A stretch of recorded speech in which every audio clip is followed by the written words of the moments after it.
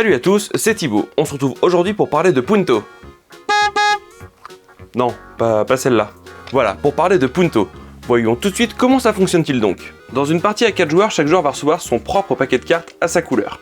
Dans une partie à 2 joueurs, chaque joueur recevra 2 paquets de la couleur de son choix, et dans une partie à 3 joueurs, la couleur non utilisée est répartie équitablement entre les 3 joueurs.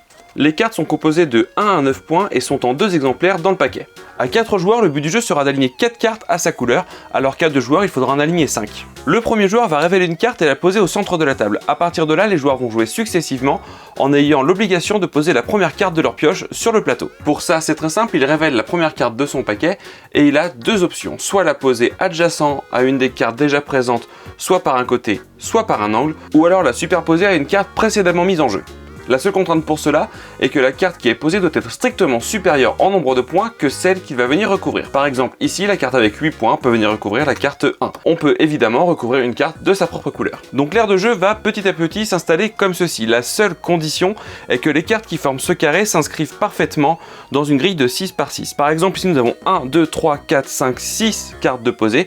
La grille ne pourra donc plus s'étendre en haut ou en bas. Sur le côté, elle ne fait que 4, donc on peut encore l'élargir. C'est au tour du joueur rouge de révéler sa carte et de la poser, et là on voit qu'il peut très bien poser ses cartes ici ou ici pour gagner la manche. La manche s'achève donc ainsi, et le joueur rouge récupère la plus grande carte présente dans son alignement, à savoir son 9 rouge. Il la met de côté pour signaler qu'il a marqué 1 point, le but du jeu est d'être le premier joueur à 2 points pour gagner la partie. Vous comprenez donc que cette carte très forte qui est le 9 rouge ne sera plus disponible pour la manche suivante.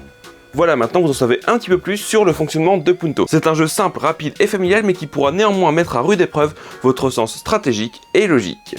Et en plus, c'est tout petit, ça tient dans la poche. Donc comme d'habitude, si vous avez la moindre question, n'hésitez pas à la laisser en commentaire, c'est fait pour ça. Si vous n'êtes pas encore abonné à la chaîne, faites-le très vite. En attendant de se retrouver très prochainement pour une nouvelle vidéo, jouez bien, à bientôt, ciao!